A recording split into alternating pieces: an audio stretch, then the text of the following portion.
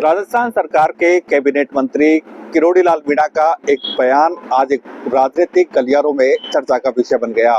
किरोड़ी लाल मीणा ने दौसा के लालसोट में जब व्यापार महासंघ के शपथ ग्रहण समारोह में पहुंचे तो उन्होंने इशारों में मंत्रिमंडल विस्तार की बात कह दी। उन्होंने कहा कि मेरे गले में जो घंटाली है उसे विधायक जो बगल में खड़े थे रामविलास मीणा, इनके गले में चले जाए, इस तरह का उन्होंने संकेत दिए हैं।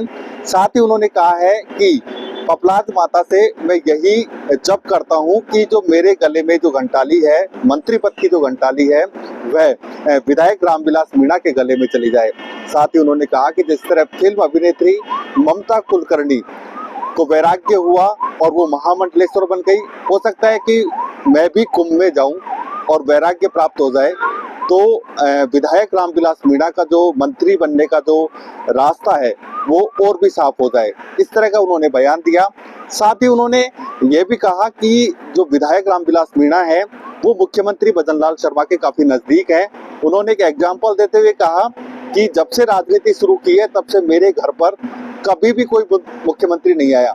वही विधायक रामविलास मीणा के जन्मदिवस पर पिछले दिनों भजन लाल शर्मा पहुंचे थे।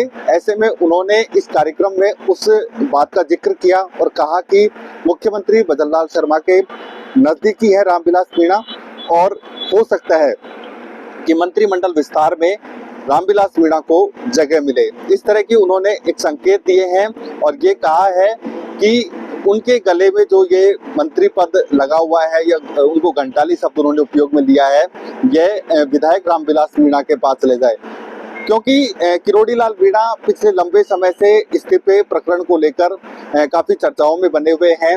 लंबे समय से वो बार बार इस्तीफा देने की बात कहते हैं और उन्होंने ये कह भी रखा है कि उन्होंने इस्तीफा भेज रखा है लेकिन मंजूर नहीं हो रहा है। तभी से उनके इर्द गिर्द राजस्थान की सियासत घूमती रहती है, बयानबाजी होती रहती है।